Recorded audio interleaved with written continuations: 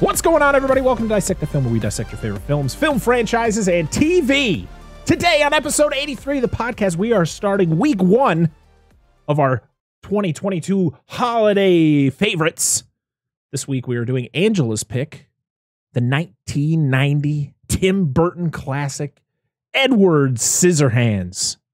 I am your host, Brett Parker. Joining me, as always, the wonderful Dan and Angela of DNA Gaming.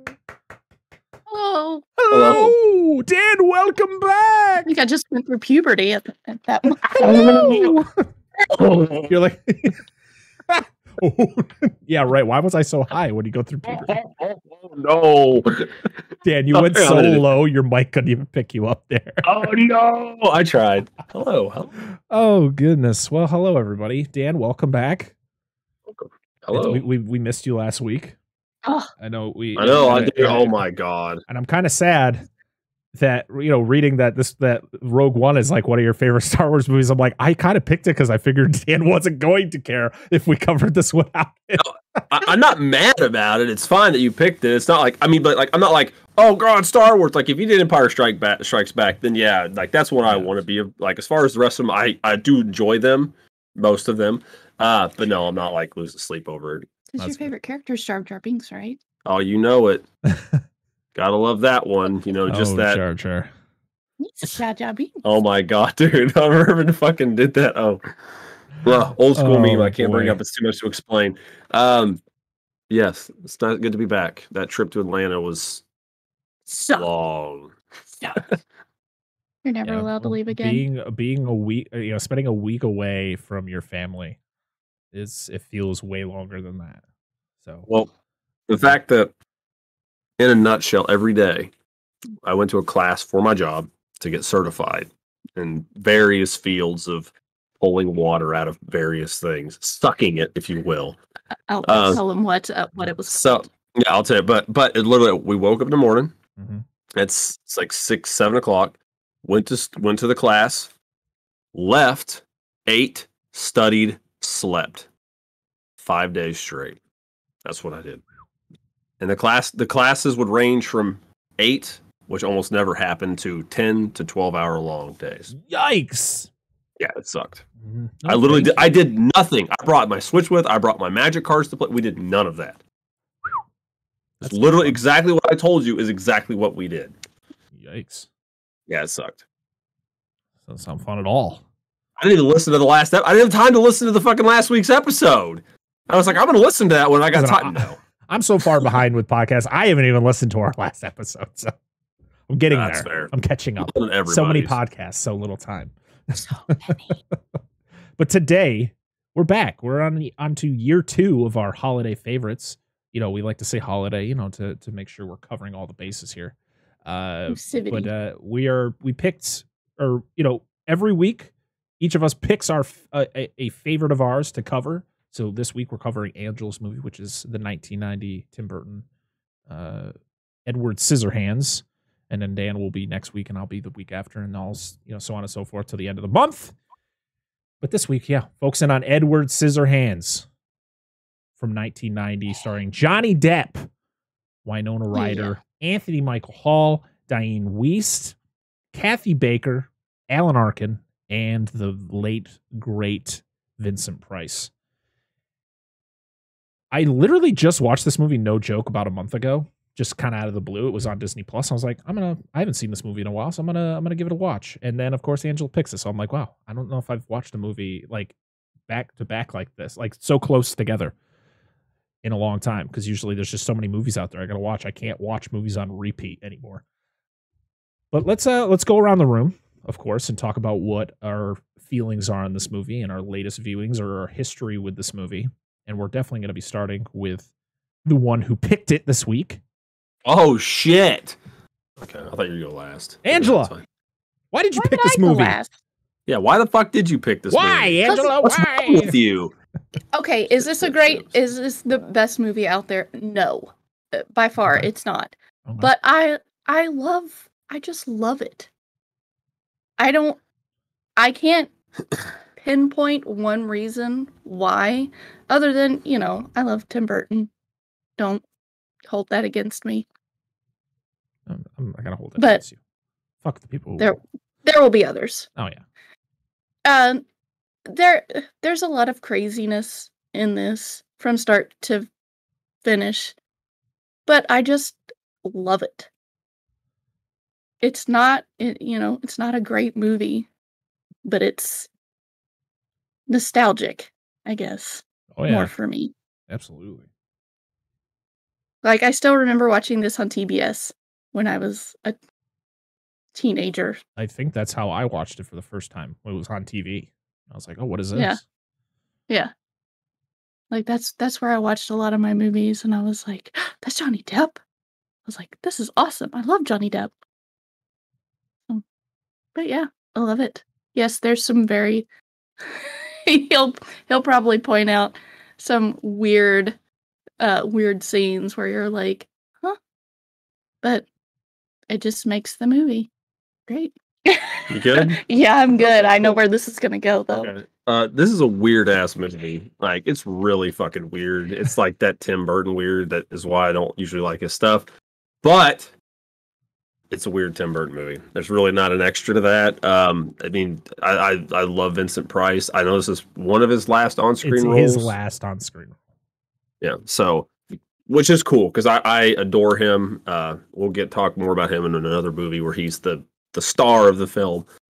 However, Johnny Depp is good in the movie because Johnny Depp's a good actor. I can't knock the guy.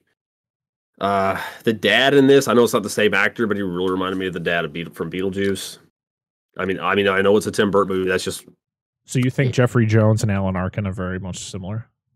Like, I don't know, just the character. I don't know about how the actors. Just the character remind me of like the kind of somewhat oblivious dad that's just like. Oh, Alan Arkin in this movie is so far oblivious from anything that is happening. His mind is set on one thing. And that's where the conversation goes, even though all these other things are happening around him. Where I think Jeffrey Jones's character in Beetlejuice, it just is kind of on the same track, but he's more animated. Alan Arkin is very laid back, like, young man. Yeah. Other than that, that's about it. It's not a movie for me. It's just that, like I said, that weird Burton stank is all over it, and it's. And like I have seen this movie 1.5 times now, because one time she turned it on and started watching it, and I caught like after the first 15 minutes, and then like an hour to 45 minutes into the film, and I'm just like, what the fuck is going on with this movie? So I mean, the kudos to people that like it. I understand the nostalgia, or if you like that surrealism that Burton provides, because there is a lot of that surrealist, the situations, the cinematography, the sets, the character designs. Some of it's just fucking weird, and that goes to fucking what's her name, Kathy Bates. Kathy Baker, not Bates. Kathy Baker. Kathy Bates was in this. I was like, wait a minute. Kathy Baker. I know, getting people tongue tied or miss Kathy Baker. Fucking weird, Joyce. dude. Was that Joyce? Who played Joyce? Fucking weird. A lot to say about Joyce. Yikes. Yeah, when you're sitting here trying to watch this and you're like, your daughter's in the room watching this, my 6-year-old daughter, I'm like, how do I explain this? I mean, like, I've seen PG-13 movies where they have like sexual stuff in them when I was like younger and such, like no nudity, but like I was just like, this shit's just fucking weird. Yeah, like I know it's in PG-13 movies, but this movie's just weird. That scene in particular, like my 7-year-old actually watched this whole thing with me last night. And yeah, it was when that scene came up, I was literally watching her the whole time, like, what is she gonna think about this? Yeah.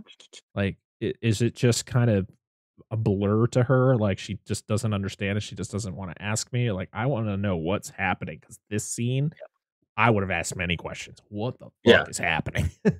Oh, I also did not like the payoff in this movie. I hated how like everything like concluded. I was like, that's.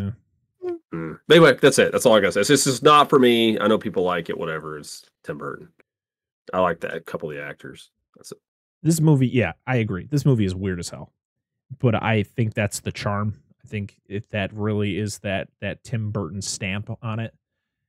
And of course, this is Johnny Depp and Tim Burton's first collaboration together. Oh, is it? Okay, that makes sense. Because Johnny Depp, was his big thing was Crybaby, which actually came out the same year as this, and then he had done 21 Jump Street right before, and then before that, So that was kind of what he was known for. And so this was kind of his way of kind of breaking out into something different, because he was his image was more of the pretty boy. And so this really kind of turned him into a weird fucking guy, because this character is very weird. And I think, I mean, of course, I love this. I do like this movie. It's definitely something that I have watched many, many times. It's definitely, I think, a movie that I watch yearly around this time of year. And I think I just like that Burton-esque environment, you know, just how like you go from it being so bright to being so dark, and like how the darkness kind of creeps into the light, and how it affects everything. Because I feel like that's the way Burton writes things. Well, actually, with the help of, we got to shout out Caroline Thompson, who was actually the one who wrote this movie. So pretty much it all stems from Tim Burton's drawings. He actually drew Edward Scissorhands when he was, I think, a teenager. There was a bunch of drawings of Edward. And then he kind of, when he was looking to write this movie, which was funny because he had done Beetlejuice in '88. He did Batman the year before this. They were done by Warner Brothers. And Warner Brothers turned this down. Like, they didn't want to do this one. So he actually had to go to 20th Century Fox in order to do it. And he needed somebody. He pretty much found Caroline Thompson. This was their first collaboration. She was also the writer for A Nightmare Before Christmas. So she needs huge props for that movie as well. You know, a lot of people, you know, we've gone into that whole conversation before, but she's also a huge factor into that as well. But she pretty much just got his drawings. She's like, yeah, can you make a movie based on this dude? And she's, all right. This is, I mean, and so this is pretty much her. She incorporated a lot of her life into this movie, a lot of like the neighborhood she lived in, the people that she lived around. That was the normal town folk in this movie. And she based Ed off of her dog. Like, just kind of how, just a fish out of water, you know how dogs are. Yeah. You know, they can either be very friendly or they're very like, what the fuck is happening? I don't like all these people. This is weird. I don't know what's happening. So giving her a lot of I mean, Tim Burton, of course, he helped with the creation. He's the director. So, you know, bringing that vision to life. But Caroline, I always mix Caroline Williams and Caroline Thompson. Caroline Thompson deserves a lot of credit for a lot of Burton's early works. Especially this one. And this was her first like major writing credit. So interesting. Pretty good. So she had a pretty good career after all this, is what you're saying. Yeah. So I think that's another reason why I appreciate it, especially looking into the behind the scenes and looking into like the inner workings of this movie. I think that's what makes me appreciate it more. I love the performances. I love Winona Ryder. I love Johnny Depp. I think Johnny Depp does a great job being that fish out of water, trying to be that creation instead of being a human. But you can also sense that there's a human coming out of him. He's trying his hardest. Diane Wiest, she's fantastic in this movie. She does a great job trying to be that mom figure to Ed, but also being an actual mom to her own kids. And then you have Alan Arkin, who is just like, who are you? Like, why? Like, he is that atypical, just oblivious father who is just like, you need to do the right things. Like when they're sitting at the kitchen table after Ed gets arrested, and he's just having that conversation. Ed, if you found money on the street, you know, what would you do? A, B, and C. And then he got the son across the table, was just like, I would just take it. And then he but he like, and the things are like, he sits down and says something that's like shocking, but the father doesn't hear it. He's just, you should go to the bank to get this loan. And you're like, where are you right now? Where are you? But I think that's what Alan Arkin does best. If you've watched any other movies with Alan Arkin, that is kind of the way he is in most of his movies. He's very dry in one note, but I think he does a great job. Do you want to know what's funny? His son, since is in Lake Placid, Alan Arkin. Who is he? He was the head of the museum that sends the main character to the lake to study the crocodile. That's funny. And he was in Halloween H2O. He played Jamie Lee Curtis's boyfriend. Oh, shit. You know. And of course, what's not to love about Vincent Price? I mean, yes, it was really sad to see him kind of in a frail, sad state. You know, him being old and, or, you know, a lot. You know, I think he was 80 at the point of this film. Probably. He was suffering from like emphysema at the time, like severely, and he had other ailments that were going on. But Tim Burton was very adamant that he try to get him into this movie, especially since he was very influenced by Vincent Price's work throughout his life. You know, he was a huge fan of his as a kid, and he actually created a movie. It was one of his shorts called Vincent, which was kind of like an animated short. He had sent it to Vincent Price, and Vincent Price was the only one to kind of like give him positive feedback on it and told him how much he enjoyed his work. And so he had to ask him, you know, to be that small role. Unfortunately, from things I've read about him being on the set, it's kind of sad. The scene where he dies, he actually passed out that day because of all the lights from, you know, while they're shooting, they have all the studio lights and stuff, and they're all on him, and he's, you know, got all these ailments. I guess he passed out, and Tim Burton has never admitted to it. At least from what I've read, I've never seen any of him actually admitting to it. But the shot of him on the ground is right after that had happened, and Tim Burton just kept that shot. Now I feel bad because it looks so natural. Like when he falls down, it kind of looks like it's not like one of those dramatic, like I have to pretend to faint or I have to pretend to die, or, you know, that looked genuine, and it's kind of uncomfortable thinking about it. Like I'm really hoping that's not the case. Like I said, we don't like on the show, we don't look too deep into things, but I just, you know, it was something that I had read that there was a possibility that was the story behind it, but I'm hoping that wasn't. But yeah, it's kind of bad. Yeah, just a little. But yeah, this would be his last role before his death in 1993. So. But Vincent Price, I mean, he is, when it comes to like horror legends, Vincent Price is like top tier. Yep. I mean, the man made so many movies that were all so memorable. It was good to see him. And his voice just brings me so much happiness. I love how he sounds. One of my favorite Disney movies of all time is The Great Mouse Detective, which is a very hidden gem in the Disney pantheon of animated films. Like, people don't talk about The Great Mouse Detective, but it's one of the best animated, in my opinion, one of the best animated movies they ever made. And Vincent Price was the voice of the villain, Ratigan. Yep. And I love him so much. His voice is so great. And to hear it when he talks, it's just like, it brings me back to when I was a kid. Yep. I hear you. This is Danny Elfman's 4th collab with Tim Burton. And of course, it's fantastic. Danny Elfman he knew exactly what he needed to do anytime Tim Burton needed him to do a score for a film. I mean, he did Beetlejuice in '88. He makes one of probably the most iconic Batman scores ever. And then I think it continues into this. And then I know he does, you know, future projects with him later on, and they're all just so fantastic. Tasty even. Mm-hmm. So he gets it. Tasty. This movie was released December 7th, 1990. So as you guys listen to this episode, the anniversary was only a few days ago. The 32nd anniversary of this movie. See? I picked good. Yeah, outside of like the instance of it being mentioned, like I don't get the Christmas vibe. It's like Die Hard. Like I don't so just 'cause it takes like on Christmas. I don't feel I guess I get it.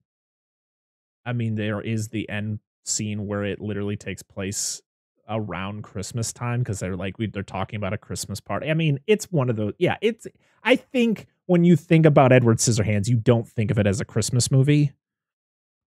No. In the same vein, you don't. It is in the same vein. People would probably think that Die Hard isn't a Christmas movie.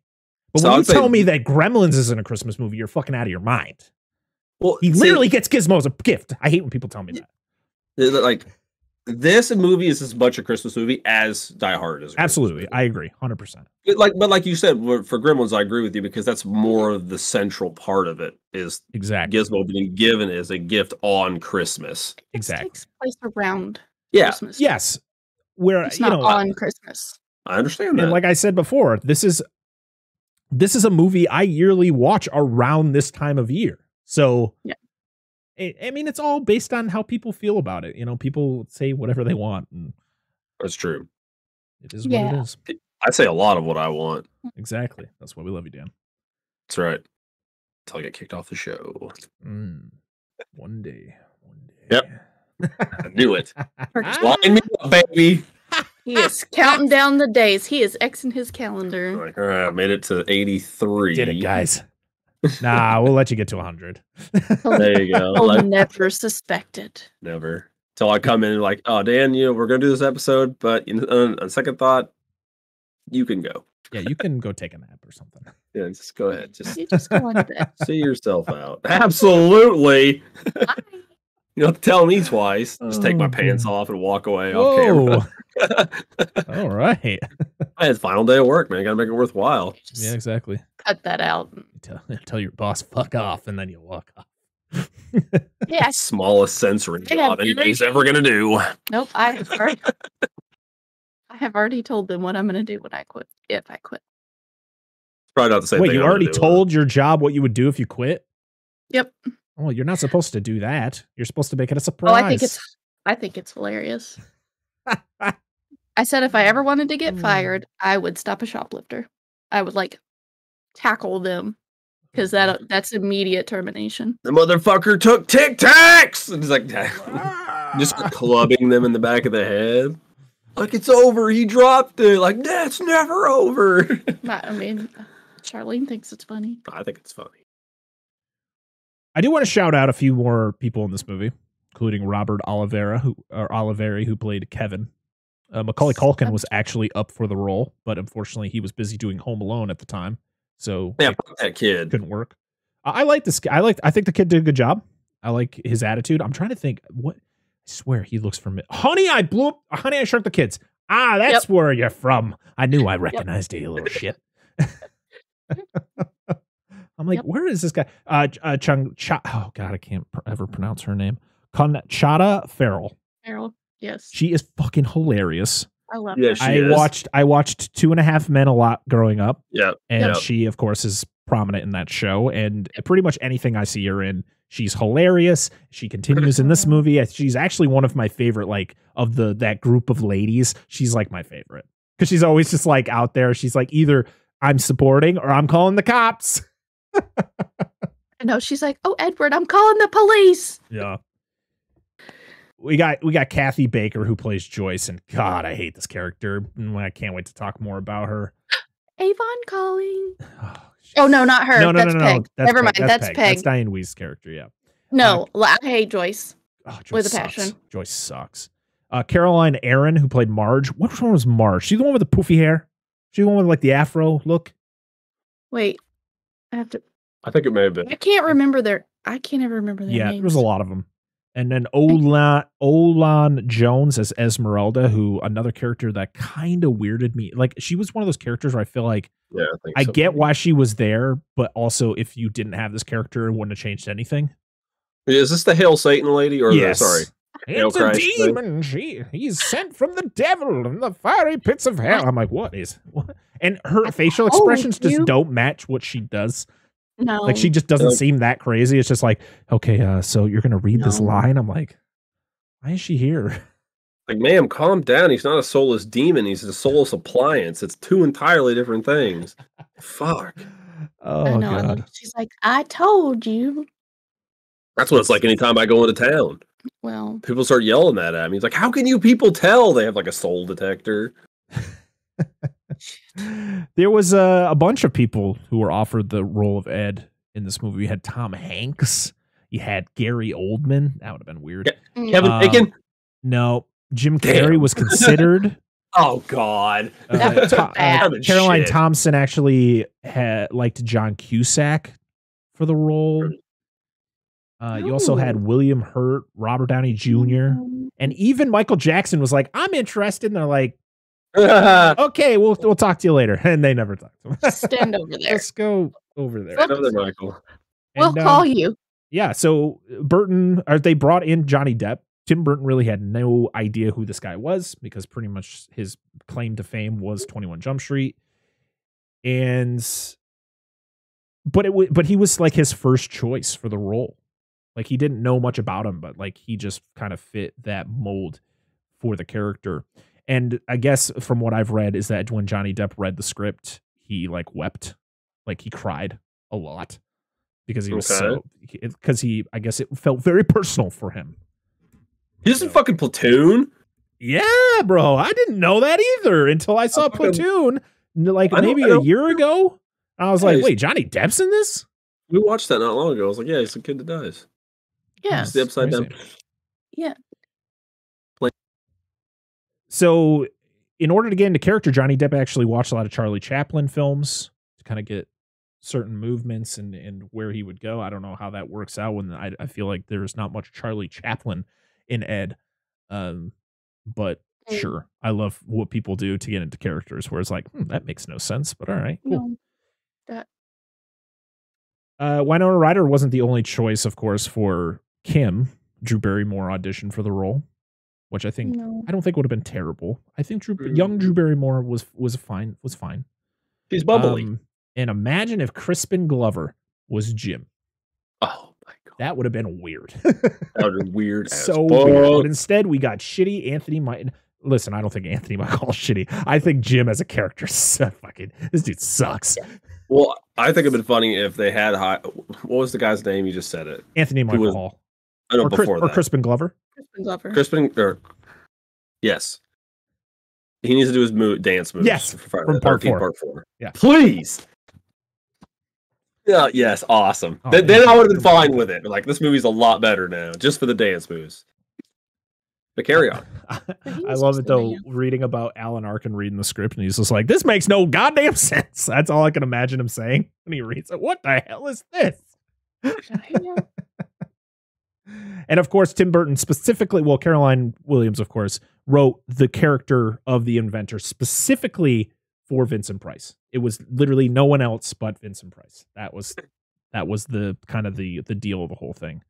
Was if we're going to write this character, that's who's playing him. And she had it figured out. And Nick Carter from the Backstreet Boys makes a cameo in this movie. Does he? He plays a kid on a slip and slide. There's a scene, I guess, when Ed and Peg are driving through the town when she first takes him, and there's a kid on a slip and slide, and I guess that's Nick Carter. And I was like, okay. Literally don't know why I needed to know that information. I got to start somewhere. But okay, sure. Whatever works for you. Yeah. So this would later, I think, get like a musical. They made a musical out of this, like later on. I don't remember the exact when exactly that happened. Yeah, right. It's just like we listen. There's a Beetlejuice musical, and I guess it's fantastic. So I love it. I love it. Love it. And who would be behind the amazing effects of Ed himself, but the amazing Stan Winston, which just blew my mind because I actually did not know that until watching it recently and looking into it for this episode. I guess Rick Baker was the first choice, but I guess he was either busy doing something or they just decided to go with Stan Winston instead. It could be a lot of reasons. Yeah. It was actually nominated for an Academy Award for Best Makeup, but it lost to Dick Tracy. You ever seen Dick Tracy?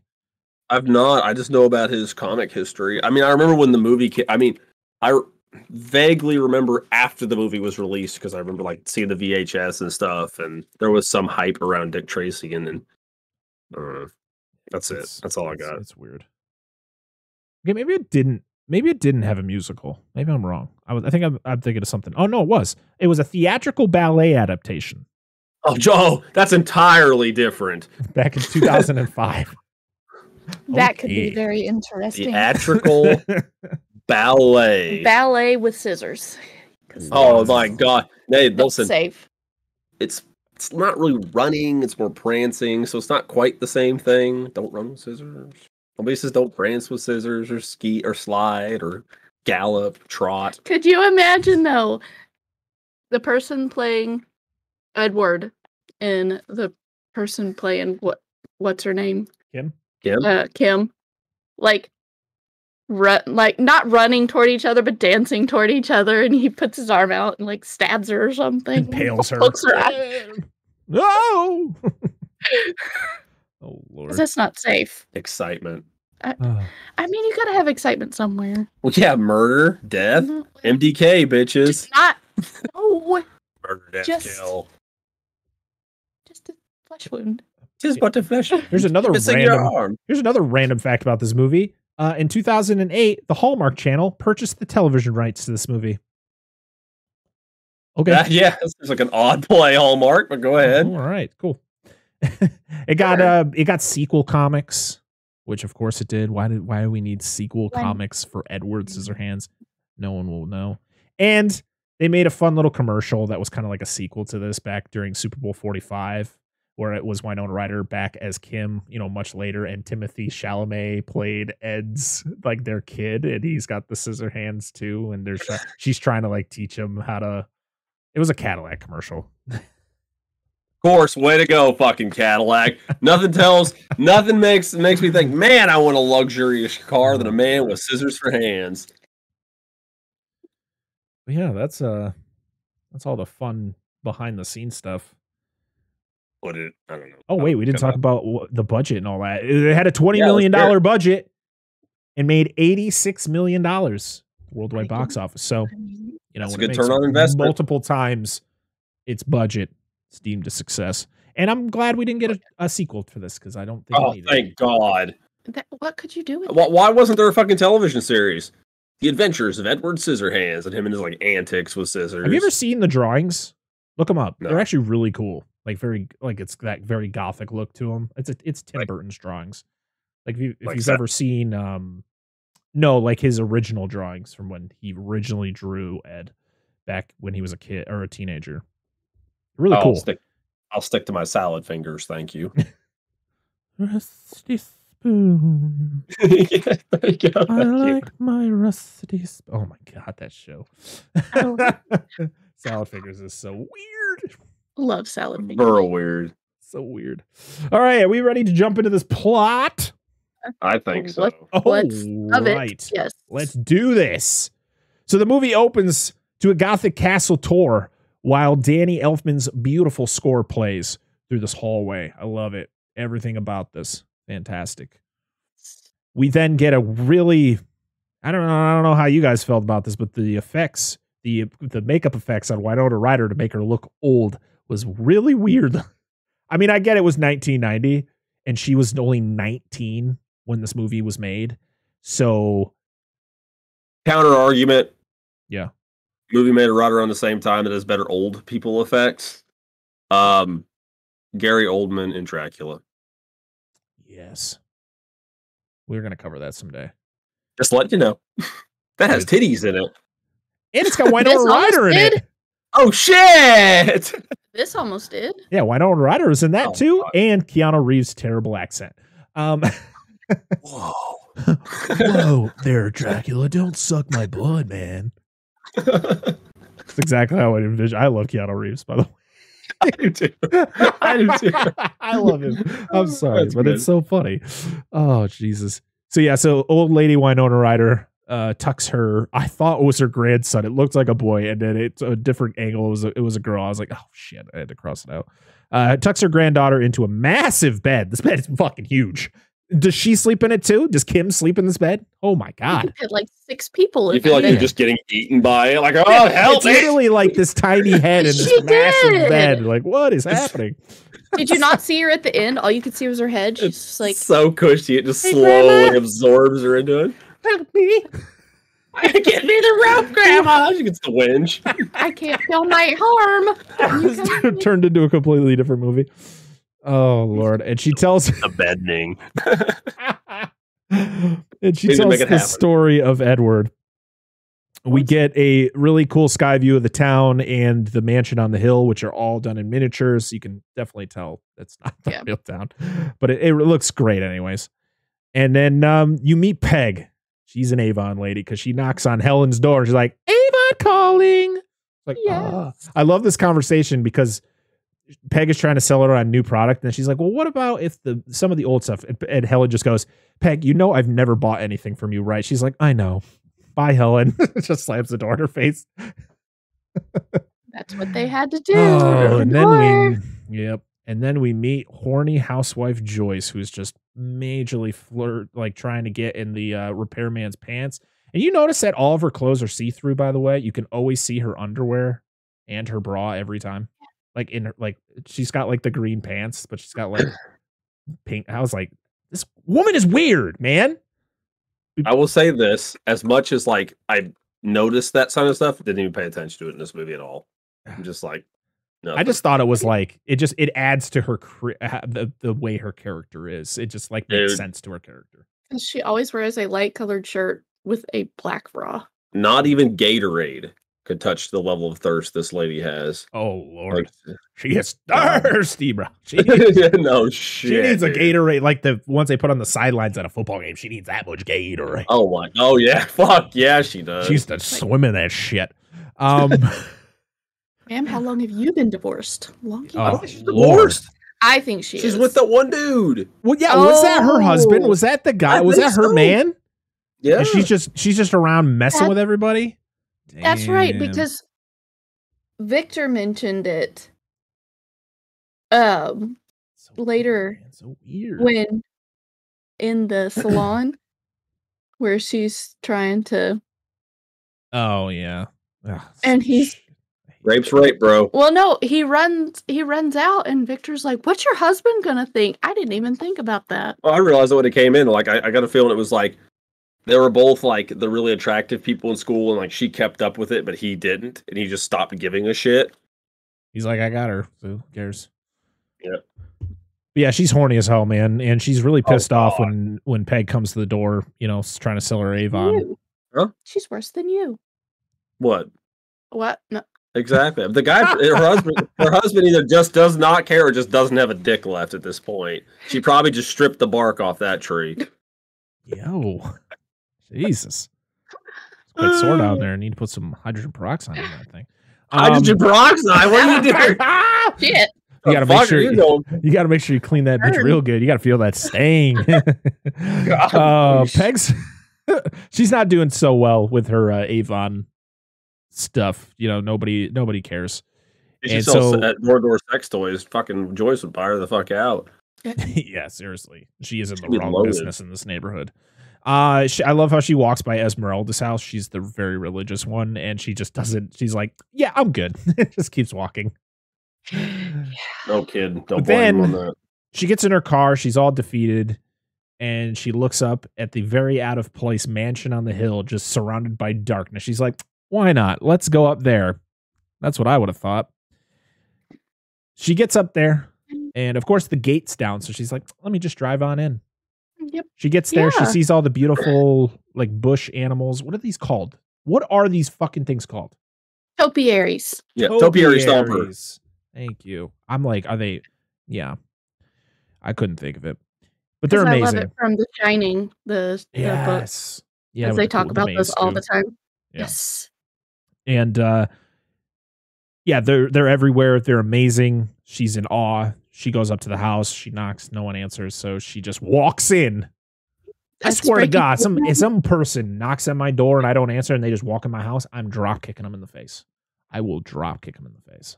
I mean, we carry, so. I mean, I'd hit him with something, but it probably wouldn't be my foot or my fist. Yeah. I'll be there. Castle walls. I'll be there someday. Yes. But yeah, she just walks in. It's like, all right, yeah, make yourself at home.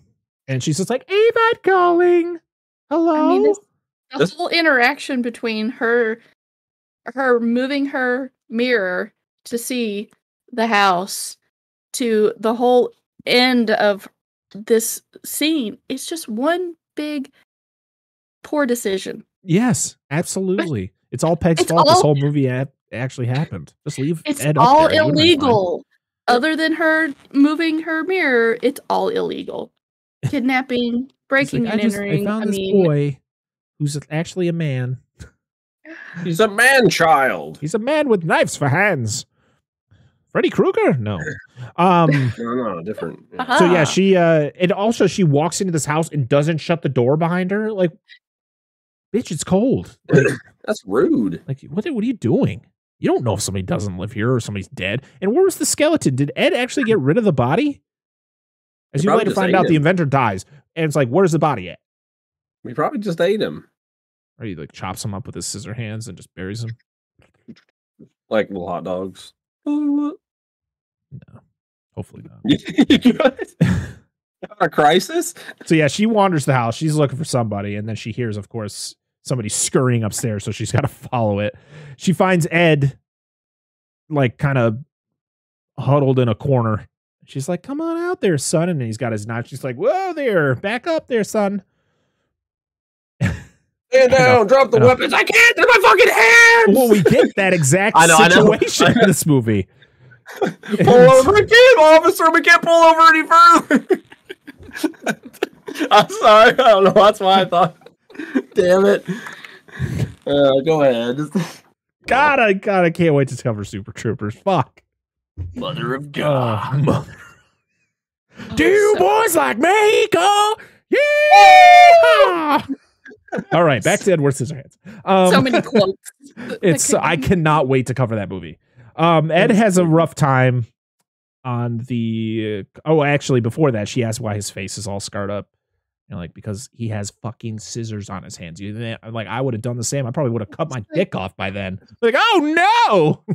How does he go pee? I don't know. He doesn't. But here's the thing, like, real. I want it for one. It's never really fully described, like, how the inventor created him. Which, did we need it? Maybe not, but I kind of needed some explanation of, like, what? Because later on, the inventor literally looks at the device with the knives that is chopping up all the vegetables and is like, I'm going to make a man knife guy. Yeah. But that's it. And you're like, okay, sure. That should not be your biggest hang up about this movie, but carry on. We're still early, Dan. We're still early. I know. So she's like, you know what? You seem to be all by yourself. Because she asks, like, do you have a mom? And then he's like, do you have a dad? And he's like, I did. But I ate him. Yeah. No, you're going to stay up here there, guy. And so she decides to take him home. He has a rough time on the car ride home. Every time, like, he tries to do something, at first he, like, throws his hand in front of Peg's face. She's like, whoa! Watch, though. Got to keep those things at bay here. I don't feel like dying today. And, of course, you get everyone sees them driving, and the whole all the neighbors, like, drop what they're doing to go, like, oh, we got a call. Bunch of fucking clucking hens and shit. Oh, absolutely. They got nothing better to do because they're housewives, which is unfortunate. I mean, no anybody, unless they choose to be, should be forced to be at home to take care of a house, whatever. I'm not saying they are. I know it's customary at the time. What's the style? It was the period of time. Does this movie take place in the 50s or the 60s? No. This movie takes place in the late 70s or very early 80s, based on the automobiles that are present. Okay, but it still was that right. It's the woman stays home to take care of the house, and the man goes and works. Yes, yeah, which is dumb. She's driving a 73 or 74 Duster, by the way, Plymouth Duster. I gotta mention it. I noticed a lot of cars in this movie. There's a few fucking gems. I was like, oh shit. There's all kinds of cars. That's one of it's close to my favorite cars. So I had to mention this one. So yeah, everybody's got to go in and gossip about who's with Peg. She cheating on her husband? What's happening? And Peg brings him into the house. It's like, this is your new house, person I just met 10 minutes ago. And then she shows him the pictures of the family. Shows her the Bill, which is her husband, played by Alan Arkin. Then you have what's the son's name? Little Timmy, shit ass. I don't know his name. Kevin. He was fine in the beginning part. Yeah, Kevin, and then Kim, played by Winona Ryder. She's away though. She's off camping with her boyfriend and some friends. So we're not going to see her for a little bit. And Ed checks out. Ed gets put into Kim's bedroom where she has a water bed because a dude who has knives for hands should fucking sleep in a room with a water bed. Why would your... Go ahead. And then she's just like, here's some clothes. They're a guy who has no fingers. Get dressed. And why was the first instinct to not be like, okay, we're going to put you up somewhere. Let's put you in the basement. Not, let's put you in our daughter's room. Yeah. It's a very, very weird situation. Peg is at fault for most of the stuff that happens in this movie, by the way. Yeah. She brought him home in the first place, so yeah. Yeah, exactly. She's to blame. Yeah. He seemed pretty happy. Maybe a little sad. He was all by himself up there, but whatever. Yeah, so he has a hard time getting dressed. She helps him out. You get the whole thing, with him cutting some of the clothes, like he's got the suspenders. He accidentally cuts them, and then she fixes it. The ladies have a corner of the fucking neighborhood that they meet at. They're like, we gotta gossip here, and they all hang out in front of Peg's house. They're all in front of Peg's house, and then when all the husbands start coming home from work, they all scatter back to their house. Like, it's time to go home. Exactly. Oh shit! It's like cockroaches. The roast is gonna burn. Gotta go home. I mean, and the Jesus lady, as I call her in my notes, she just watches on in like disgust. Oh, the devil. It's dinner time, and there's really no proper introductions between Bill and the rest of the family and Ed. It's just Ed's there, and he's having a hard time. I was like, for one, how is Ed having such a hard time eating when he literally could just bloop, bloop, bloop, bloop? But yeah, he's like trying to use the utensils, or he's trying to like do two things. I'm like, oh my God, you've had hands, you have scissors for hands, and you don't know how to use them? How long have you been alive, Ed? But I wonder if he has ever had a legitimate meal like this. But does he even need to eat? But he doesn't know that. He doesn't know what's going on. I think he's real boy. I think he is just trying, because he sees a monkey see, monkey do. He's not seen this, so he's like, "Ooh, I want to experience this too," and he's can't because you also get scenes of later in the movie the inventor like teaching him like etiquette. So like he's trying to teach him like proper, dining. He probably did teach him proper dining, used utensils or whatever, or explained it to him. He probably couldn't like figure it out. Yeah. That's what he can do. The next day the husbands leave, or at least you see a lot of cars leave because you find out Bill stays home.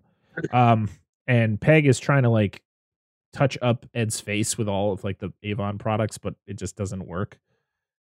And you constantly see Ed throughout the movie giving himself new cuts. That's pretty much how they all come to be.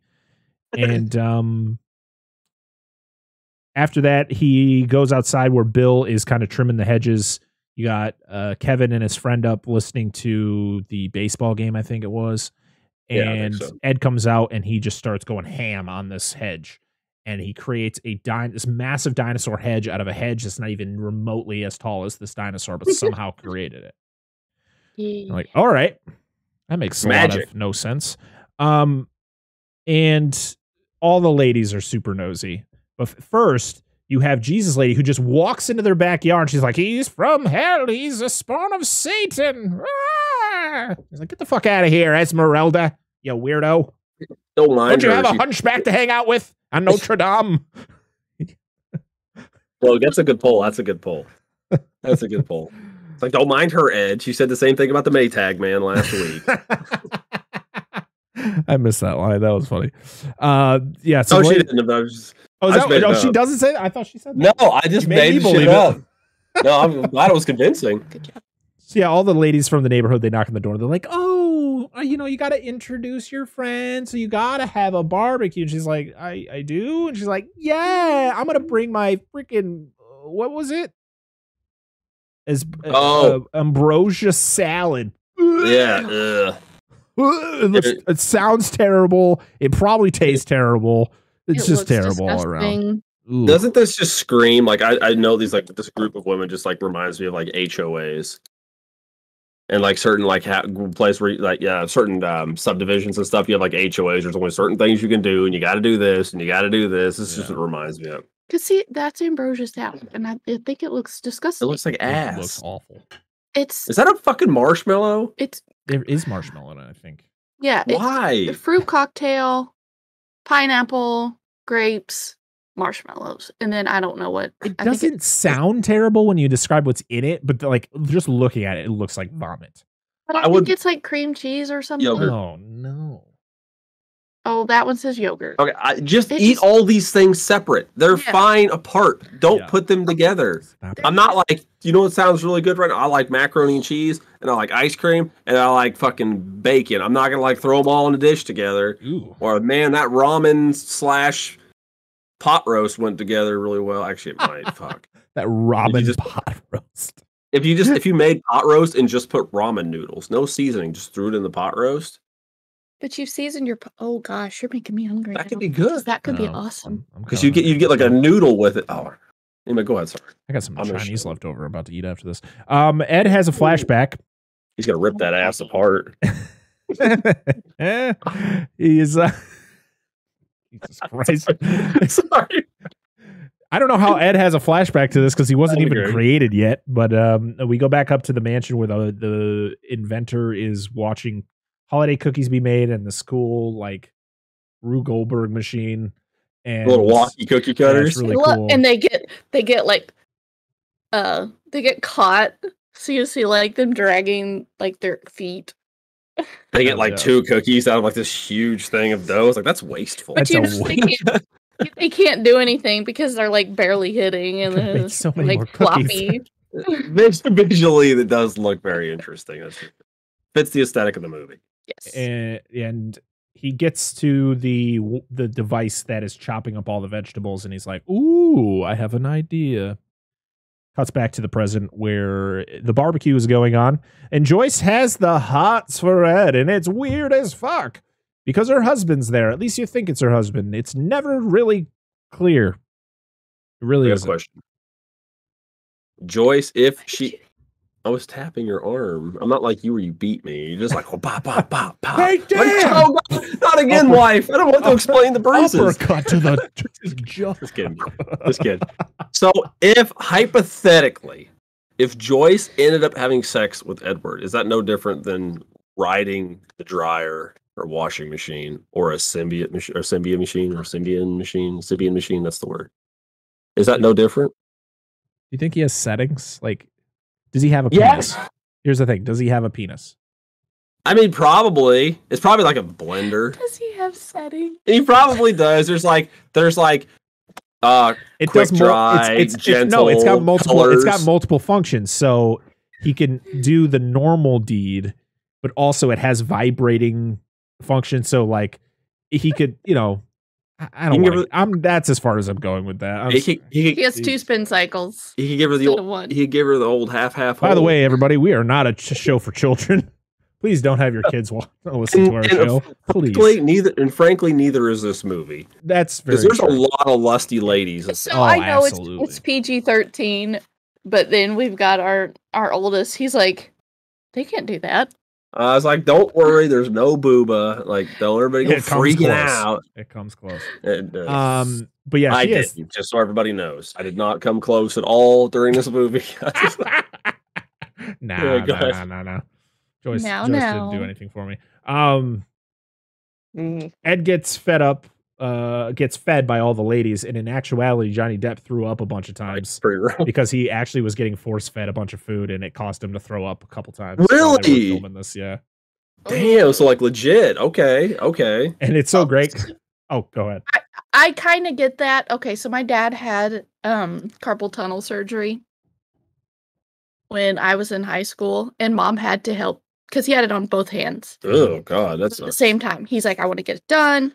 Yeah. Okay. I was like, so Mom had to feed him, and he would get like, 5 or 6 bites, and he's like, I'm done.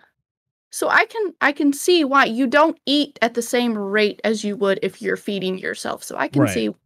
I mean, that'd be annoying. You see the spoon? How big of a spoonful she took of that fucking ambrosia nastiness? Oh, it was I can huge. see. I would have thrown up just from that by itself. I've tried it. I don't know who made it or what they put in it. It didn't look like that. What I just looked up, but it was disgusting. And I've also had Snickers salad, which is apple.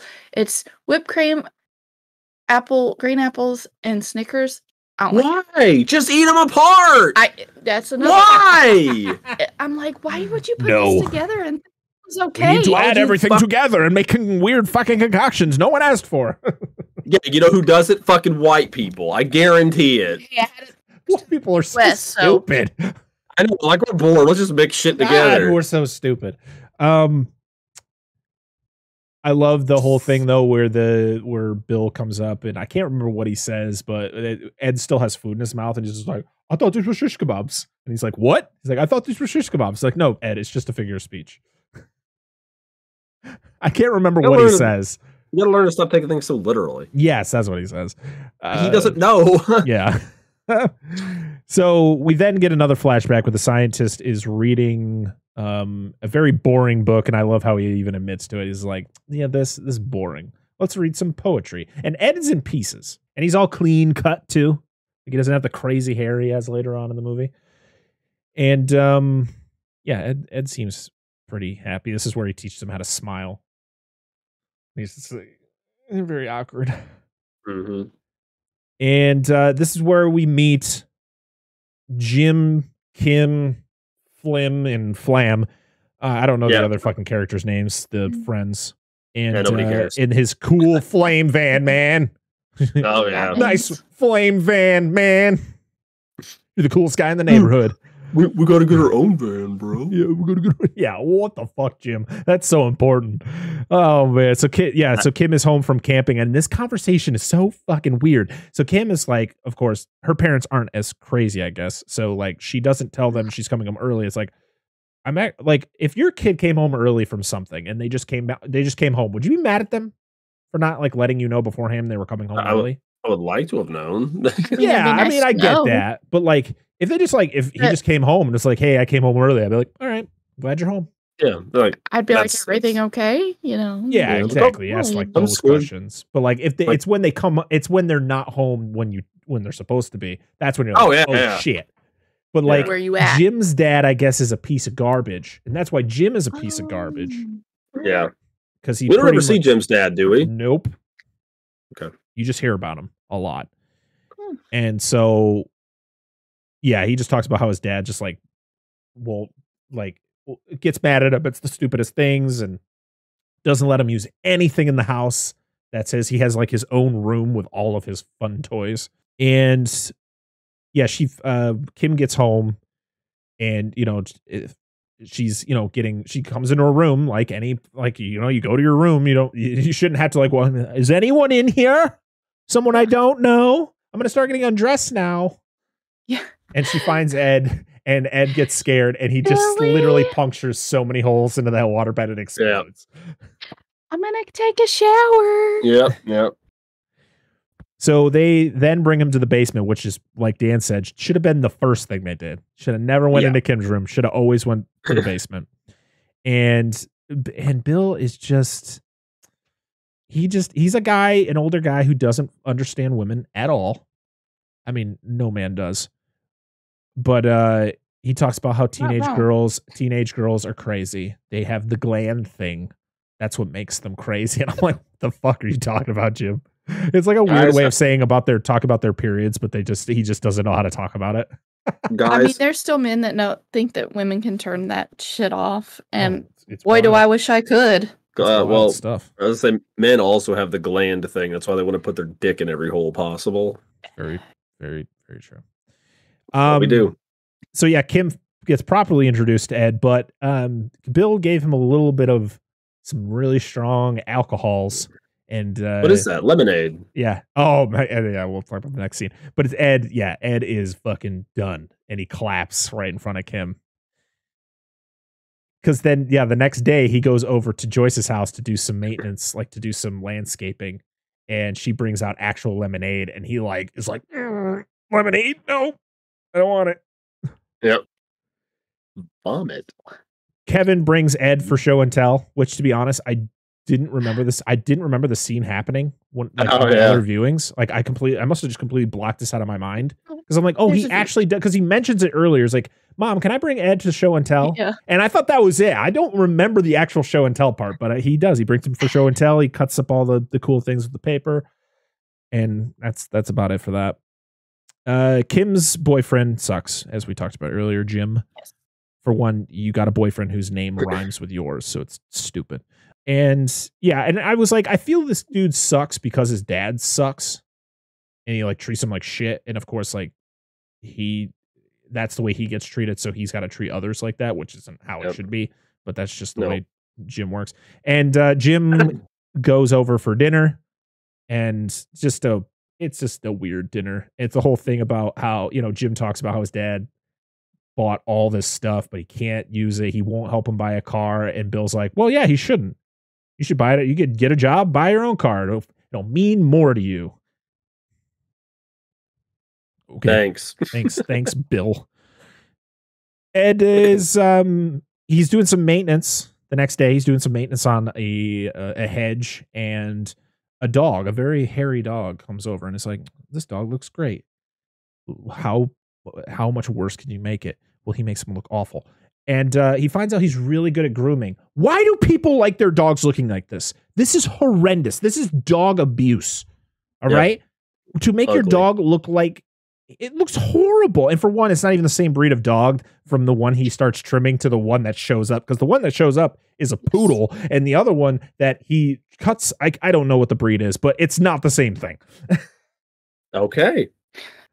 It's dumb. I can't stand that. And the people that paint their dogs with the dog safe hair dye, I think it's dumb. You do this to your dog. I think it's dumb. You should be put in jail. It's horrendous. And but he finds out, like, everybody's like in love with now he can groom dogs. So everybody brings their dogs to him. He makes them all look terrible. My dog. Yeah, he makes them all look terrible, and then Joyce is like, "Oh, maybe you could cut my hair," and he was like, "Okay." And then he gives them all the worst haircuts imaginable. I'm like, "Can we stop with this? This is horrendous." Literally, her haircut is like long on one side and short on the other, and it's not coherent. It looks like she's wearing a hat. I don't know. It is a hat. Some other ones looked like R&B, like they should be in an R&B group. Like it's just like the strand of hairs that come flip. Like, what is happening here? I've seen worse. It's horrendous. Peg finally gets to talk to the head of Avon, which is such a great scene. She's very like, oh yes, oh I never thought of that. I could do it, because she's still trying to figure out how to fix Ed's face. She wants to help him out. And it's just not working. She's literally like lathering this shit. It's like, it's not working. When she first meets him, she's like dabbing him with a dry cotton ball. Like, what is that going to do? She's like, well, make sure it's not infected. I'm like, I'm pretty sure they're healed already. Like, it doesn't look like they're open at all. But she's like, yeah, she just takes the dry cotton ball. Like, you put it on anything. What the hell? You then notice that Ed is kind of falling for Kim. Pretty much since the first time he saw her picture, I think he's started to get feelings for her. He sees her kind of be affectionate with Jim, and he kind of wants that. And I love it that Helen brings him to get his blade sharpened at the hardware store. Hey, it works. Yep. I mean, how else are you supposed to keep him sharp? The funniest thing is that Kim goes home and Jim's with her, and they can't get in the house. She doesn't have a key. So Ed comes home and gets them into the house. And I love, she's like, you need to, after we leave, you need to shut it so that my mom doesn't know I was here. I was like, why does it fucking matter? It's your house. Yeah. Like, Ed was just getting you into your house. Is very confusing. Very. Ed and Peg, they go on TV, and he's asked very just weird questions. And I'm like, what? Why is this even in this? Like, this just didn't make sense. And then it's the whole thing where Jim is like making fun of him the whole time. Him and Kevin are kind of cracking jokes about him, and Kim is finally like kind of turning, and she does it, she's trying to stand up for him, and Jim's just a dick. Yeah. 100%. The host asks, like, is there a special lady in your life? And he's just like, and he accidentally touches the mic. It blows up. He kind of falls back, and Kim's like, stop it. He could have been hurt. Jim's like, I suck. Yeah. That's about right. So Joyce brings Ed to a potential spot to open a new salon because, of course, Ed is great and Joyce just wants to be around him and do weird things with him. And she starts seducing him. She's modeling smocks. And then, of course, she gets on top of him, tries to get with him, and then nothing happens. The chair falls over backwards and he like bails. You can't do that. But nothing happens. Yep. But she sucks, so she lies to the entire town saying that he messed around with her. Yeah. I'm not gonna. I don't want to get into that. Joyce blows. All right, she fucking sucks. Yeah, she does. I mean, she blew something, but I don't think she blew anything in this situation. She just sucked. Not in that situation, but elsewhere. Probably. Golly, she's trying. I'm sure she has a little black book. Holy fuck. Ed meets up with this is where you figure out that Bill is just super oblivious. Good. Sorry, I shouldn't have said that while you're taking a drink. This is when you figure out that Bill is super oblivious to everything because Ed shows up to the restaurant where they're having dinner, and Ed sits down and Peg asks like, "Hey, how was your day? What'd you do?" And he explains, and then he's like, "Yeah, and that's when Joyce took off all of her clothes." And everybody just kind of reacts to it like, what? And Bill just keeps going with the conversation that he was already like engaged in without even realizing what was just said. Yep. He talks to Ed about He talks to Ed about how they need to go to the bank to get a loan in order to open up the salon. Unfortunately, because Ed has no credit and just the usual stuff, he can't get a loan. And the funniest thing is that they open the vault and then they tell him that he can't get a loan, so they close the vault, and then they have the 2 security guards like, no for you. You ain't getting no money today, bitch. Jim comes up with a plan to break into his own house to steal some of his dad's equipment to then sell to get money to buy a cool van like his friend Flim Flam. I don't know. Like, again, I don't know what his friend's name is. I like how you mentioned that because I don't know, because that was the first thing I really remember Vincent Price from was the 13 Ghosts of Scooby-Doo, and Flim Flam was a character in that. So that's this. Keep going. Yes, love it. They need Ed though because he can, he can break in. He can, break in with the locks. Mm-hmm. And so the plan comes all into fruition. They go to his house. They break in. They go to the room. Ed, of course, unlocks the room. He gets in there, and then the security gets set off, and Ed gets locked in the room, and they all leave him. And the very generic police show up. It just says police on the side of the car. We don't know what town this is, by the way. This is just not important. This is just it really isn't. And this is where you get the scene where they undo this, they undo the security. So Ed is able to come out, and that's when they're like, put your hands up, put the weapons down. He's got his scissor hands up in the air, and they don't know that they're actually his hands until Helen runs out. Well, the whole neighborhood kind of runs out. It's like, those are his hands. Those are his hands. No, they're not weapons. And the cop's just like, okay. Jim continues to be a piece of shit. He refuses to go back for Ed because, and the whole thing where he's just like my dad, he'll press charges. He's like, but you're his son. He's like, especially his son. And I was like, damn, your dad sucks. Yep. Yeah. And then how do the cops not know who he is? Ed. Why is everybody cool with this? Like, nobody weirded out or nothing. They're just like, that there's a man with scissor hands in their town. Yeah. Nobody's just like, okay. I don't know. We're gonna be famous. I'm just confused how the cops don't know who he is. Yeah. But all right. Ed doesn't tell the cops who set him up, who was involved in the whole thing. He doesn't say anything actually. And he gets set free. And I love the conversation between the cop and the psychiatrist. Todd was like, oh, he's been secluded up there for so long, blah, blah, blah. And he's like, is he okay to be put out into the public? He's like, oh yeah, he's fine. And then just leaves. Yeah, he's fine. Yep. Don't worry about it. He's fine. And this is also where you get Esmeralda kind of ranting. She's like, I told you so. The devil's among us. You know, like, shut up, Esmeralda. Go home. Play your organ, you weirdo. Yeah, and she actually plays. She's actually playing the organ herself. The actress who plays is she? Esmeralda. Well, there you go. I mean, nice. It's not like she was playing like some intricate fucking tunes on that thing. She was like, wasn't like wasn't Indigata DeVito, the Iron Butterfly. Dun dun dun dun dun. You know, dun, every dun. time I hear that song, I just think of the movie Freddy's Dead, The Final Nightmare. That song is played. Is played. Yeah, there's a one of the characters is he smokes weed, so he likes the drugs, and he kind of like goes into his drug haze, and that song starts to play, and that's when he meets Freddy. I think of the Simpsons episode where Bart convinces the church to play it, that it's a hymn. It's fucking. I mean, that song was literally written by dudes who were so high on everything. That's why the song makes no fucking sense. Oh yeah. Apparently, she was playing We Three Kings. Yes, it says it in the subtitles. It says it in the subtitles. To our subtitles, but it didn't sound anything like that. It didn't sound like anything. I don't know what version she was. It just playing. sounded like that. I think that was more of a song than what she was playing. I mean, she was playing something, but it was not We Three Kings. Just saying. Well, I don't even know how does that song go.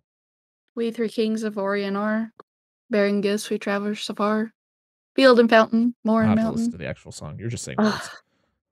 I'm not singing. She's technically sing it for me. I ain't singing. Break out them pipes, lady. Kim is relieved to see Ed. Jim uses his harsh language towards Ed and Kim, and Kim just tells him to fuck right off. She calls him the R word, and I was like, Jim, you just continue to be a piece of garbage, and I hate you. Yeah, I'm like, don't say that. I've had to tell people at work, don't say that. I'm like, that's not appropriate. This is where you get. I feel this movie would have been so much more fun if they turned this into a slasher where like Ed gets fed up and he it would have been fun, man. Like, so like he gets pissed off after this exchange and he starts to cut things. Like he does the cool walk down the hallway where he runs his hands along the walls and then he like tears up the bathroom, and you're like, oh man, is this where Ed's gonna snap and he's just gonna find Jim and just murk him? Dude, no. They give him 2 years. We already got it with Winnie the Pooh and Grinch. Just 2 years, and we'll have it. It'll just be scissor hands, scissors. Like that'll be. I cannot wait for the Grinch one, the mean one. Oh, I cannot wait for that.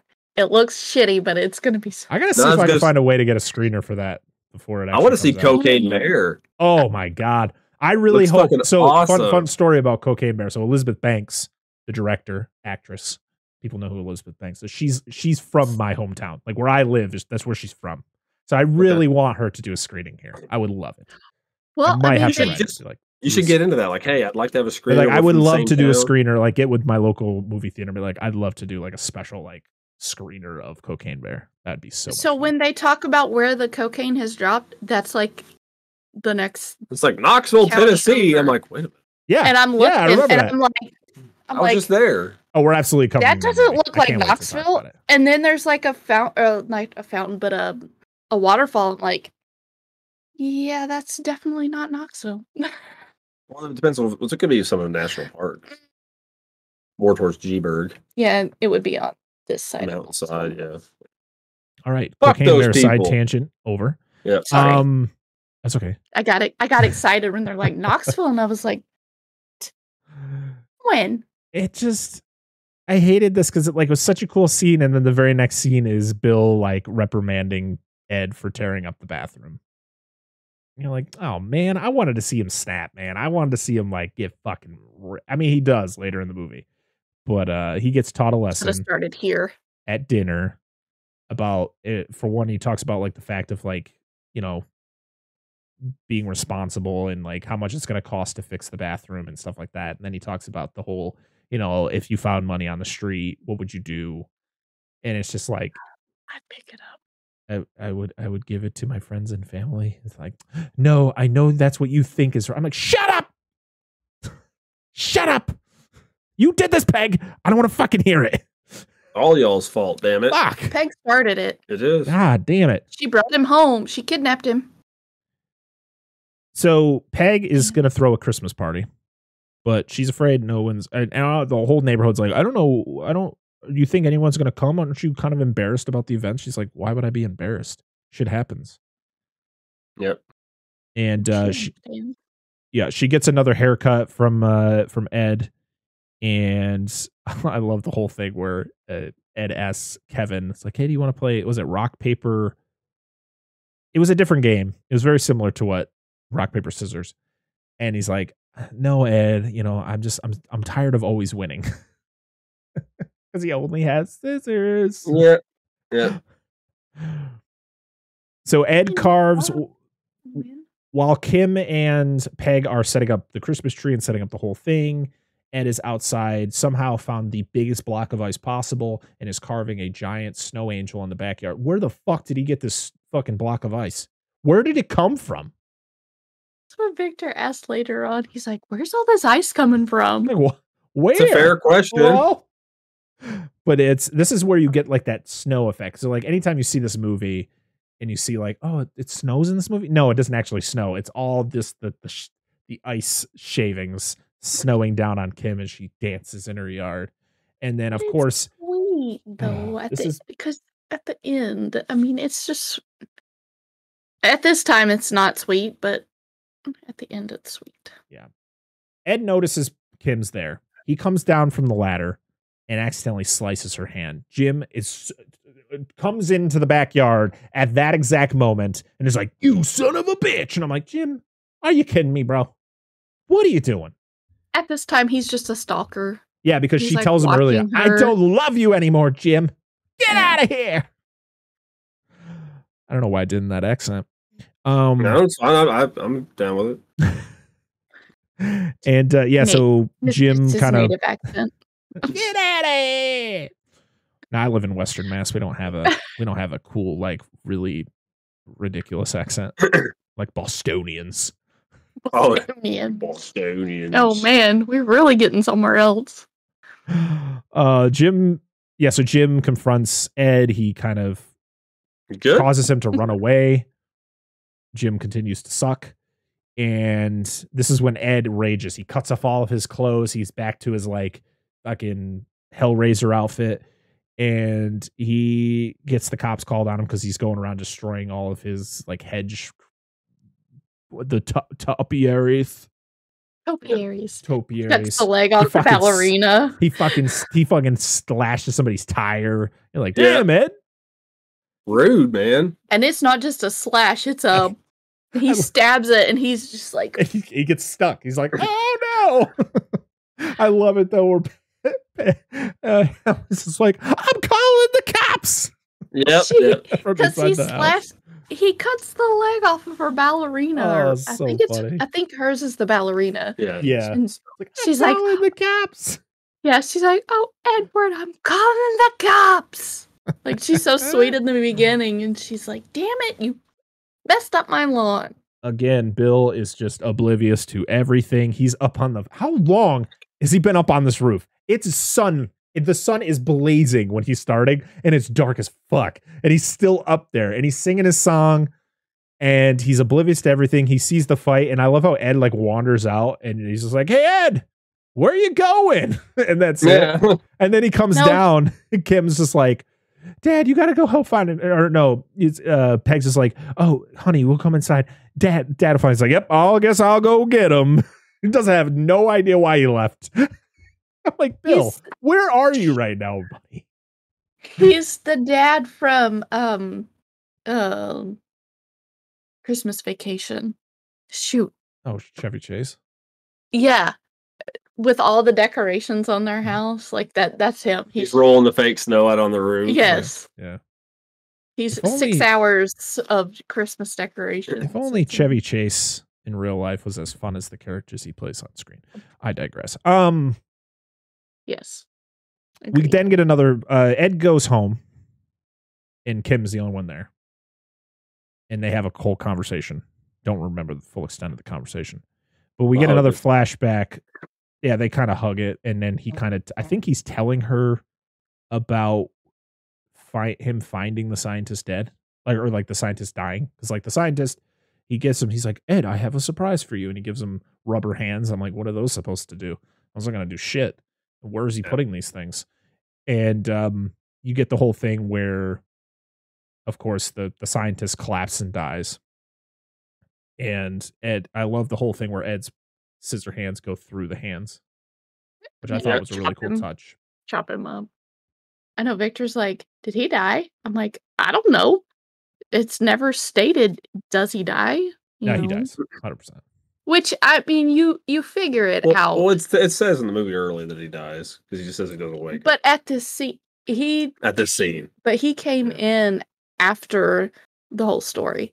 So he's like, does he die? I'm like, that's your discretion. Did he die?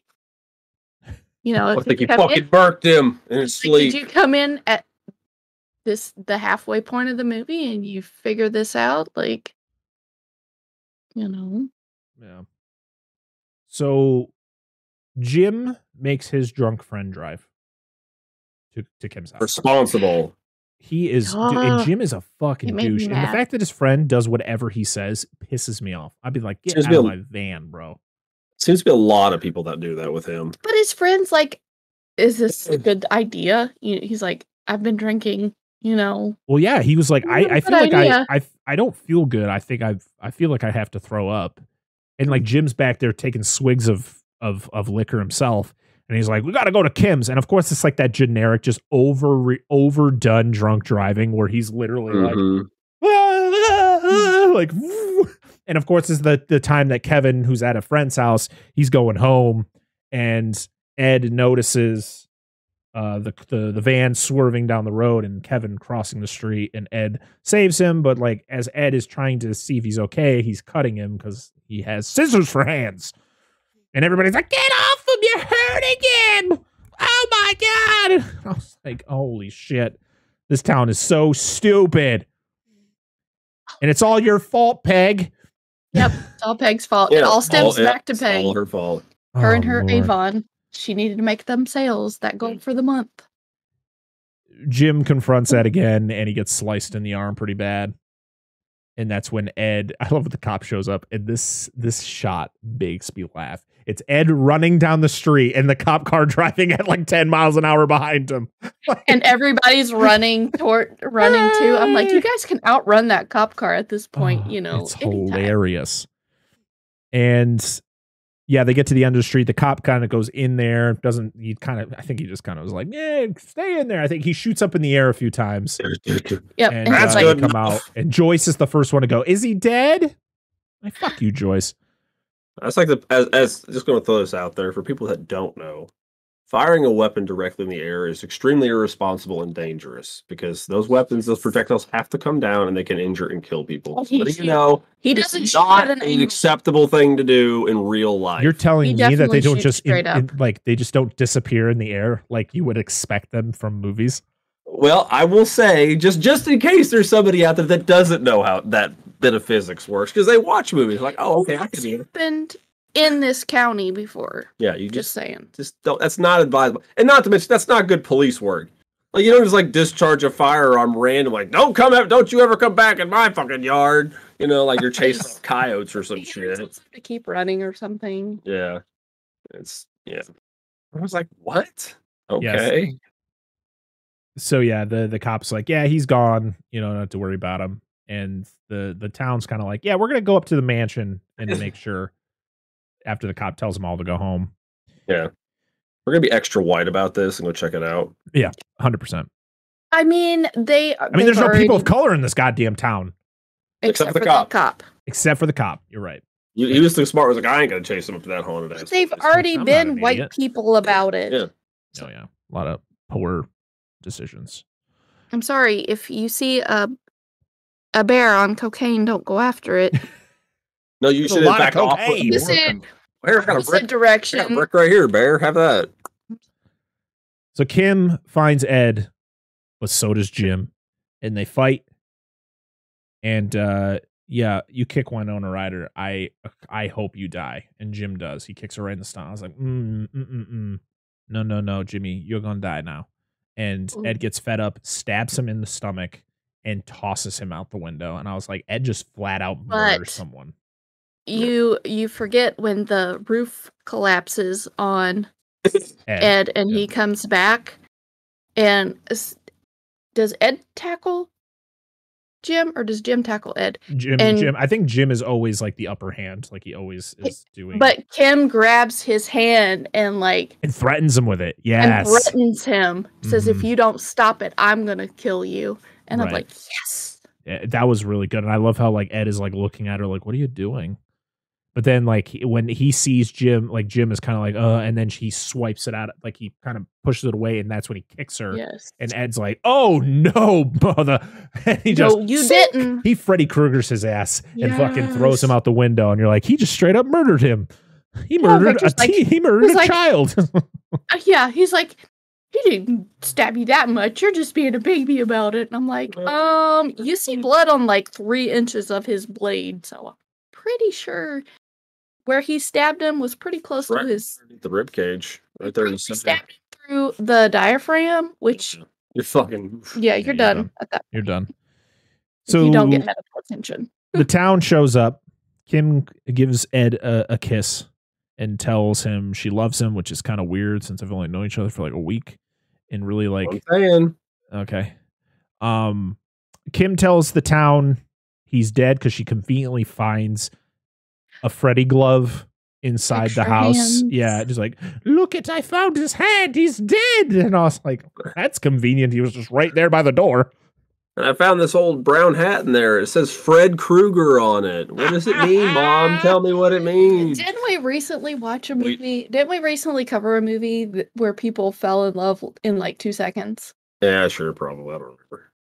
One of our recent covers. Oh, sure. Like, like, not surprised anymore that people fall in love in like 0.2 seconds. Yeah. We have a Good. The thing about this movie is it advertises like this kind of love story between Kim and Ed, where it only lasts like 15 minutes in this movie. That is literally the duration of their story of them getting close, because like Kim finally like, I'd understand if she like just turned and like stood up for him and like became his friend, but the fact that like she falls in love with him, it just kind of that is the I agree with you, Dan. The end of this movie is very weak, and they tried to do something that just didn't land. I felt like they were trying to do like an homage to the original Frankenstein. See, that's how I felt. That's what I felt like it may have been going for. That's how you kind of feel when she's telling the story in the beginning of him making a man. And I'm like, it's Frankenstein, but in a darker, doesn't kill kids. Well, that was. But I know Frankenstein didn't mean to. It's like this thing. It's a lighter Frankenstein because he's brought into a world he doesn't understand, with social codes and laws and ethics that we, as people who live in this society, kind of know, but he doesn't. And it's kind of him going through that adventure, but really weird with fruit salads and rape, and it's just fucking odd. It's like the movie with Brendan Fraser where he's underground. Blast from the Past. Blast from the Past. Yes, yeah. Blast from the Past. Yeah. It's just like that. Except for I know, but it's like, is he man parts or is he man and metal? Like, is his body part because he does bleed other than hands? Yes, his you see his face bleed, but is his body human or metal? Yeah, other than his hands. It's a weird one. It's a weird thing. I agree though. The ending is kind of it kind of is all over the place. Like, we need to end this. Like, okay, but it kind of ends in like a horror movie. Like, like the beauty killed the beast, just like the end of King Kong or something. Yeah, I don't know. It's just a lot of convenience. I do like the fact that like Ed kills Jim. I think Jim deserved to die. I think I understand he's like a high school kid, but like he sucked. He was a piece of shit. Yeah. I love how this movie is like, you think there's going to be like this big redemption arc for like Edward at the end. It's like, he's being corrupted by these people around him essentially. being corrupted by these people around him. And then ultimately at the end of it, it's not like where he's going to have this redemption arc where he's going to be like, okay, I need to do right, well, which I feel he is protecting. Yeah, he's him, protecting her. But he's just like, all right, fuck it, let's just have him murder somebody, which is like, which I don't know. At that point, you're just taking human life. But I don't know if he necessarily meant to do it because he stabbed him and Jim backed up out of the window. No, he threw him out the window, I thought. Yeah, I think he pushes him. He just he stabs him, and I think he like actually pushes him. He walks him. Yeah. Oh, okay. I don't think he like literally shoves him, but like he like walks him to the window and kind of he like falls backwards. But like I'm not trying to think it's like a moral gray area thing, because if it wasn't a machine, if you're protecting somebody you care about, you love, I get it. I understand what he's doing. But the fact that like just as him being like this blank slate of a character for the most part, and it's just like this continuous tainting of his character from these fucking people that he's around. But is it a moral gray area because he doesn't know any different? I mean, by our laws, it doesn't matter if he knows any different. It's just the world that he was inadvertently brought into. He was brought into the bad part of I feel the bad part of everything. Like, he sees a glimpse of what good is, but he still sees more of the bad. Like the family, like Peg and stuff, was always trying to do the best for him. Peg always was trying to do the best. It was all she really cared. She really cared for him. She wanted to make him a better person, and she was the stereotypical 70s mom that was the, I hate to say it, in all of that, the stay-at-home mom. She was the door-to-door salesman of Avon. Yes, because that was the big thing at the time. So she was the good, but Jim and his cohorts and even the neighbor ladies just and the neighbor ladies, but they not all of them. Joyce being the worst, it kind of took advantage of him. Yeah, because he didn't know any better. It's like, oh, this cool shiny new thing, let's use it. But Joyce was also the stereotypical housewife. That was Desperate Housewives. Literally. Desperate Housewife. Literally. Yeah. One thing I hated, or one thing I didn't like about like that ending is also the fact of like the townspeople like walk up, they see Jim's dead body, and no one reacts to it. They all just like, time to go home, guys. Only a dead child here. We gotta go. I know. The what's her face? Conchata that played Helen. Yeah. She's like, I'm going home. Yeah, it's time to go home, guys. Me. I'm like, bye. And nobody like makes this like he died and like, oh, they killed each other, and then like, okay, let's go home, and like nobody we should call the police. And like, was Peg there? Yeah. Was Peg there? I don't remember seeing her, and I'm like, that doesn't. I feel like that also is. You need her there to kind of have that reaction of like she should be in the front of the group, like because she was like a mom to him for that short period of time, and like Kim comes out and says that he's dead, and she you want to see like a reaction from her of like sadness, but you don't see anything. Another thing, but she was also talking about the son being okay, so I think she was probably at the end of the group. Yeah, okay. Yeah. I will say another thing though, because she was from that. Well, she was trying to convince everybody that Edward didn't hurt him. It was just a scratch, and he was fine. Yeah. Another thing is I mean, just to dunk on her character a little bit, but Kim is kind of at fault for some of this shit in this movie, for them breaking into that house and everything, and she never fessed up to it. She never said anything to anybody else, and like, there's other things that like they try to. This movie has a weird fucking message to it. It really does. Like, she is at fault for a lot of this. I know she was in an abusive relationship with Jim, apparently. I just watch it because it's okay. It's okay if you like it, but like digging deep. Like I'm surface. Well, let's not like way deep. I like way deep. I like old science fiction movies where Yeah. the typical reaction of a woman in that movie is to get hysterical and for a man to slap them. No, I'm not advocating for that, but I still enjoy the movie. Yeah. It's okay. I'm just saying she's a shitty character too, because she took advantage of him in some situations which she could have done. I felt she could have done more, but because of Jim, she just like, eh. I felt that I'll verbally complain, but not actually physically do anything about it. But I felt that she was under his like an abusive relationship thing. Not spell, but yeah, because she was in abusive, manipulative. Yeah, but I'm just saying, like, she is also to blame for this. Sure.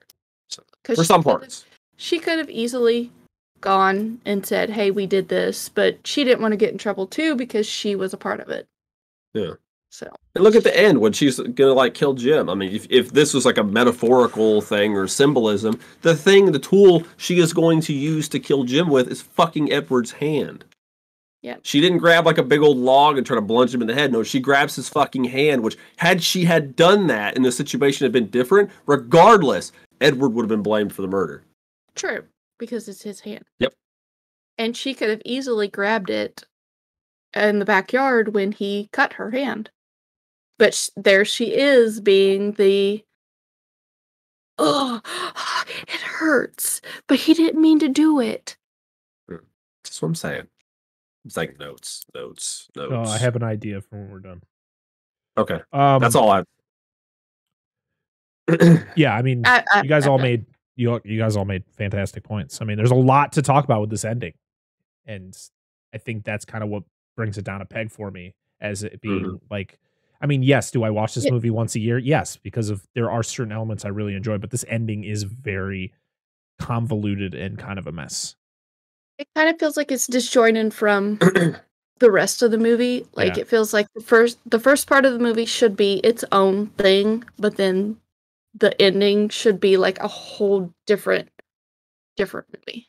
I think Tim and Caroline tried to do something different than just the generic fish out of water is trying to fit in. Something bad happens, but he gets redeemed and it's a happy ending. I think it was their idea to just go, what if we just don't make it a full, truly happy ending?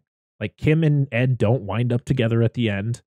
Kim leaves him because she has to play the part that he's dead.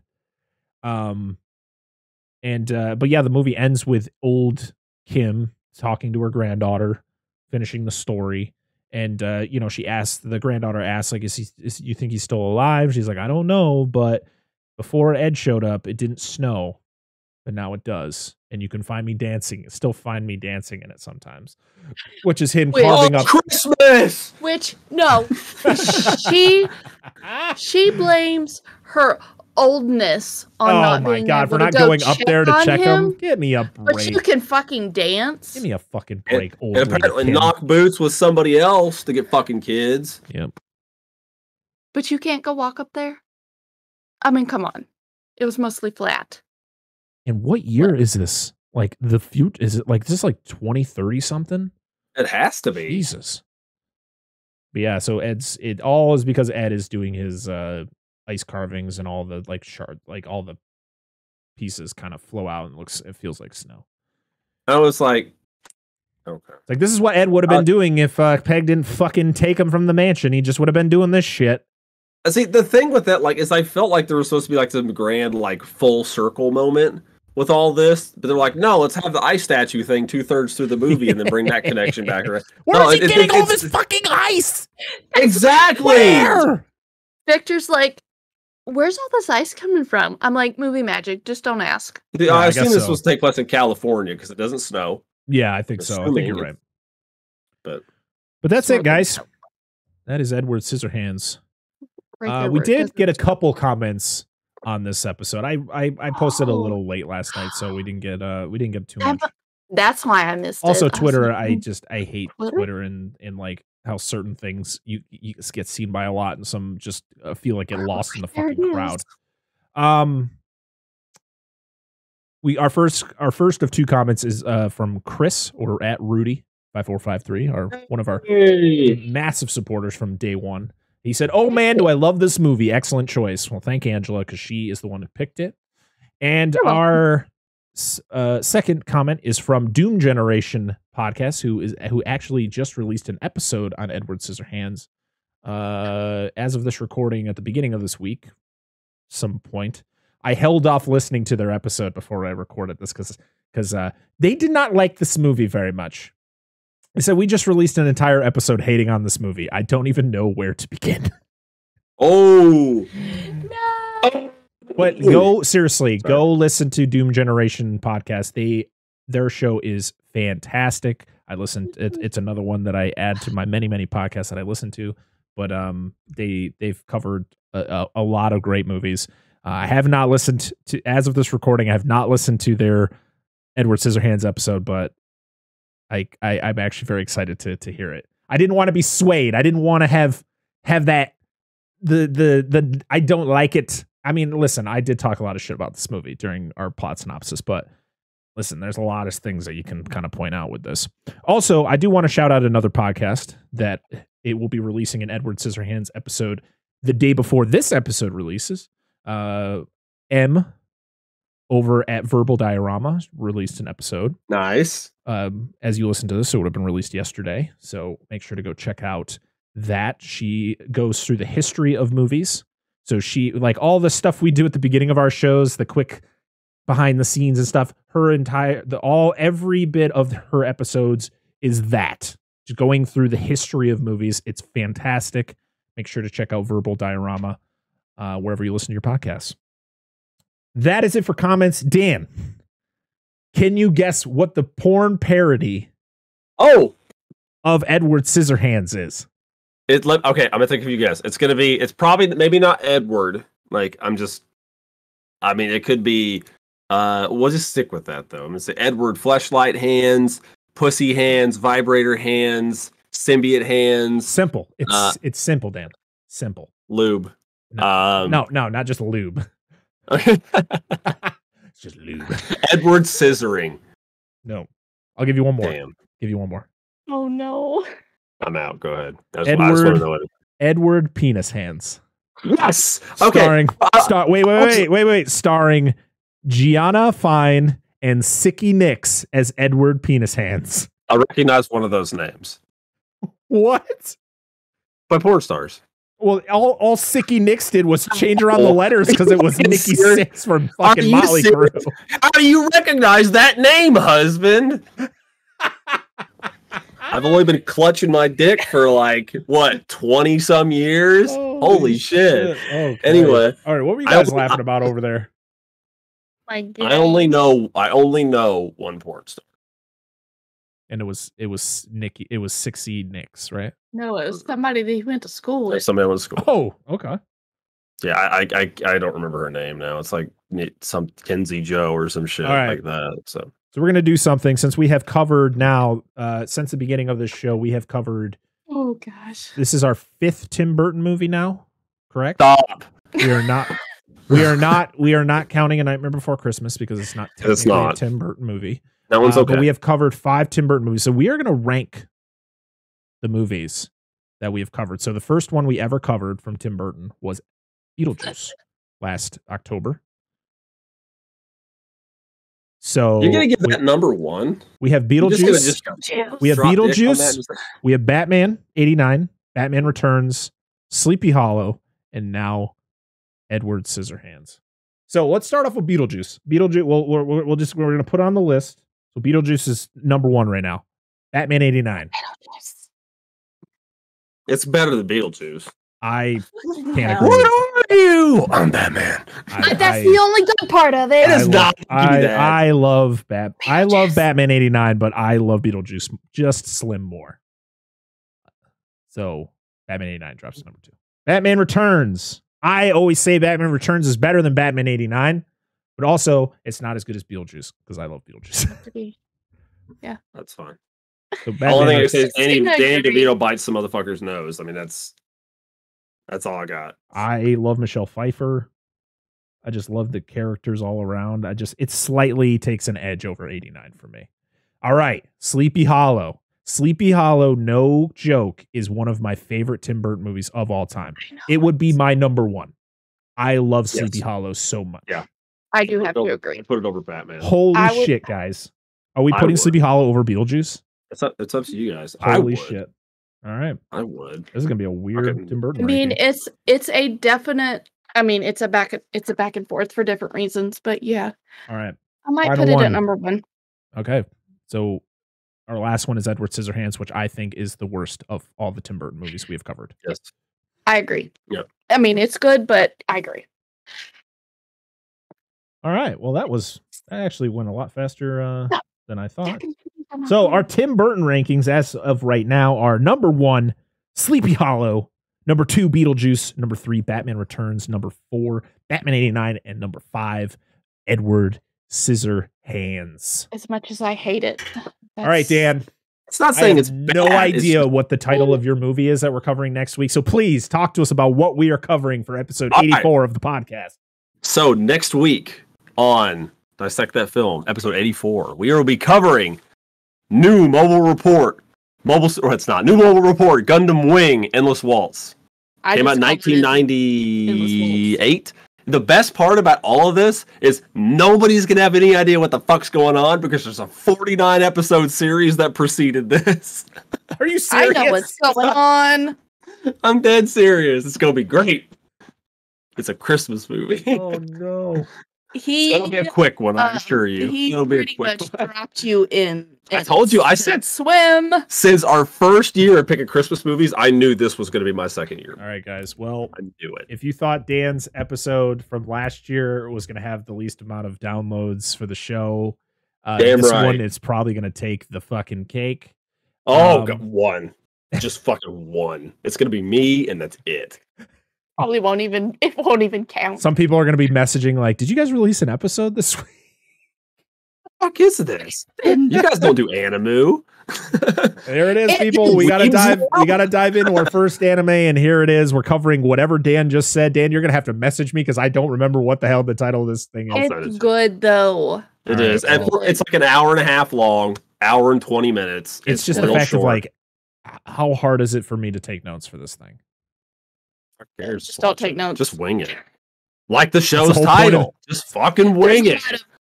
It's pretty to look at. It's fucking but it's pretty. Not Star Wars. Where is it on? Where can we watch it, Dan? Probably Crunchyroll. Okay. Is that free? Yeah. Crunchyroll free? Yeah, there's a front. Yeah, you'll okay. You just have to watch ads or something like that. Yeah. All right. Well, that's going to be interesting. But Dan, I always appreciate your obscure movies that you like to pick. It's definitely a far departure from fucking Rudolph the Red-Nosed Reindeer last year. It's gonna be. At least people know Rudolph. And that's right. Yeah, you know what? Whatever. I'm always excited to talk about weird fucking movies that I've never heard of or never thought I'd actually talk about. So I'm excited. Where's my Bumble horror movie? Ones that have so many names. It's just called. It's not Mobile Suit Gundam. It's New Mobile Report. That's just what they called it. I didn't make that shit up. Every other one's Mobile Suit Gundam. I don't know what the fuck you want from me.